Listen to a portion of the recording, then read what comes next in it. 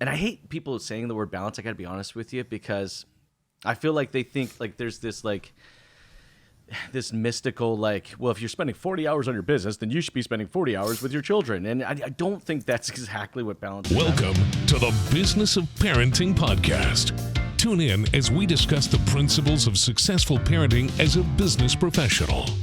Here's your host, Jason Harris. You know, at some point in time, we lose the balance. Like, it's like we were able to kind of like maintain, you know, it's like they come into our lives and then it's so new, right? So time is very, very heavy there. And then it seems like the scales start to move more. And then we kind of get back into this professional routine and you know, I don't know, I just hate to say it, we lose the balance. But and I hate people saying the word balance, I got to be honest with you, because I feel like they think like there's this like this mystical like, well, if you're spending 40 hours on your business, then you should be spending 40 hours with your children. And I don't think that's exactly what balance is, but I'd love to kind of get your spot. Like, what does work-life balance actually mean? Because we say it so often, but I don't really hear people going in depth enough to actually kind of define it. But I'd love to get your thoughts.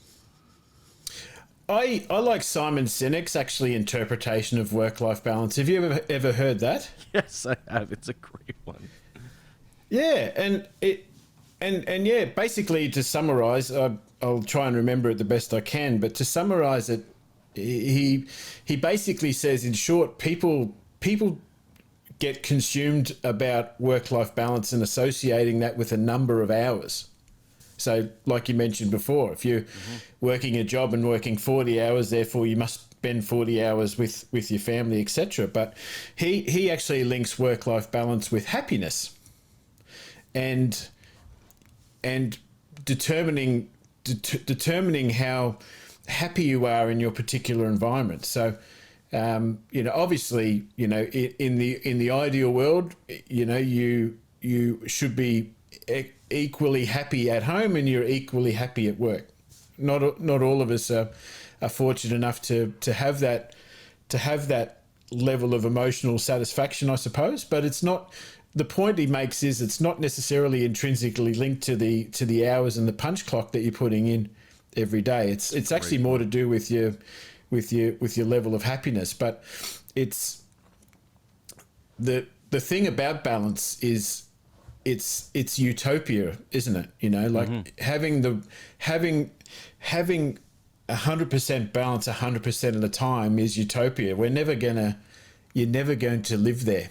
You know, you might get close enough to see it or get to receive a postcard from it, but it's always something that you're working towards. And the key to it for me is making sure that you're as happy as you can be in your professional life and as happy as you can be in your family life. You know what? I really like that visual. I think people look at this kind of work-life balance, and because I love what you said, so I want to go a little further down that rabbit hole. I think they look at this work-life balance as something that's like a finish line. You know, like I'm running towards something and I must cross this finish line. But what we're saying here in reality, what it kind of sounds like what we're saying here is that, you know, work-life balance is not necessarily a finish line, it's always kind of a moving goal. And it seems Absolutely. like I think if we break it up almost into kind of a daily, you know, working goal, is that, you know, we're going to get up in the morning, we're going to step up to the plate, we're going to swing, we're going to swing at the ball. All right. In this case, that ball is going to be called work-life balance. Now, sometimes we're going to connect and it's going to be a home run, man. It's going to be out of the park. It's just the crowd is cheering and you were productive at work. All right, you got everything you need to get done. Your team at work is jamming. Your goals are getting hit. You come home. You spend real eye-to-eye contact time with your kids. You play a game of checkers, or you do something, or you help them with their homework. And like you get at the end of the day, like, yeah, that was good. Yeah. But then there are days that it's just not. You swing and you just effing miss. Thanks for tuning in to the Business of Parenting podcast with your host, Jason Harris. Don't want to miss new content? Be sure to check out the full podcast library at strategywithjason.com to stay in the know. Remember to like, comment, and subscribe. Happy podcasting.